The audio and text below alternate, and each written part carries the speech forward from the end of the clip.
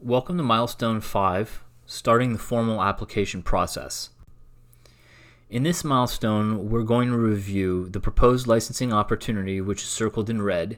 That's the only thing we're going to focus on in this entire milestone. First, we're going to start with the three types of licensing agreements that you're going to come across most often. First is the standard license, the most common type, and the one that we've referred to probably the most in these milestones. In this scenario, you, the licensee on the left, is licensing the brand from the licensor on the right. You may or you may not have a middleman licensing agent involved. In the second scenario, this is called direct to retail, which is an emerging trend.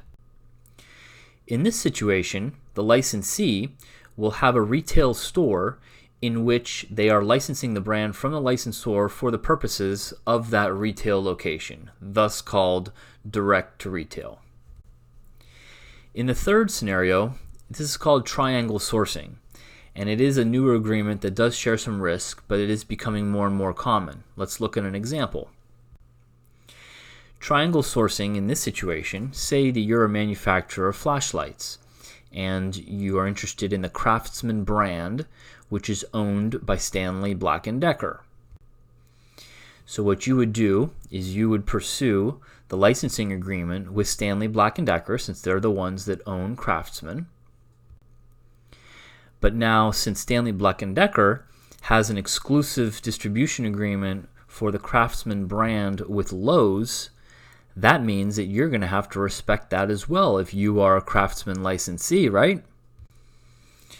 So essentially now you are placed in the position where that Craftsman brand, you can only sell it directly to Lowe's, because that is how the contract reads between Stanley Black & Decker and Lowe's.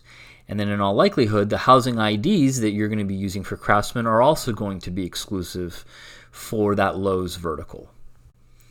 So let's go ahead and look at what this actually appears like in real life. So as you can see, you've got the different flashlights all in red, and anything in red is Craftsman, which means all of these licensees are forced to sell to Lowe's and to Lowe's only. The next question that you'll be asked is about the aim of the business in terms of when you have the licensing agreement and the brand. My suggestion is be very specific about the channel verticals that you're aiming for. And the reason why is because the brand licensor really needs to understand whether or not there are any duplicate channels that they could possibly be already selling into, which would not make sense for you to have the license. Therefore, be very specific, just like in the same manner that you would find inside of the store. As far as the objectives are concerned, it's quite simple. You need to show the brand licensor that you want to become the category captain. This right here represents the Rubbermaid brand. So as a brand licensor, they are the category captain at Publix, a grocery store chain here in the Southeast. So when you look now at a potential brand licensor of Rubbermaid and what they would do in another vertical, that category being automotive accessories, it would make complete sense for a brand licensor like Rubbermaid to want to extend their brand into that vertical. In regards to the mission statement, you're really trying to balance two sides here. Number one is you need to be able to show them what are the core values of your business. But then, more importantly, you're also trying to lure the brand licensor in. So your mission statement should really reflect how you plan on using the licensor's brand.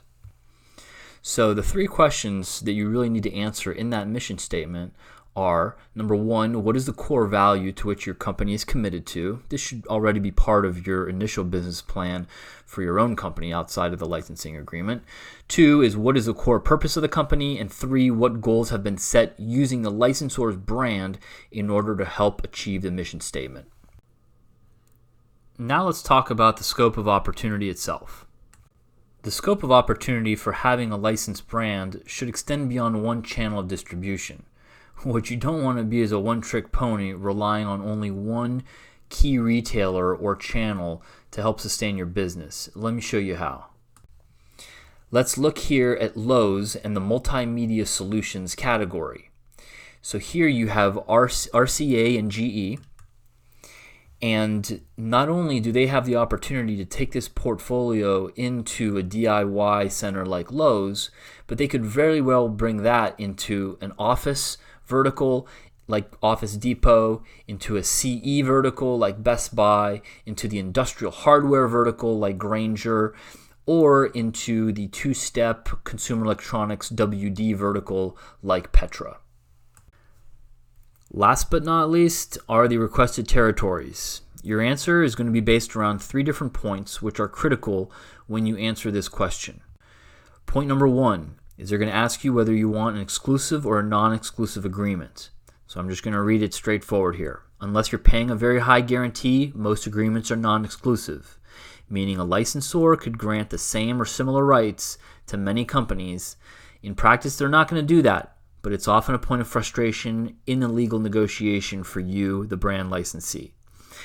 Secondly, exclusive agreements are rare because only the licensee would be able to produce the products agreed to, and that brand licensor does not ever want to restrict themselves to one licensor within one product vertical. They always want to keep their options open.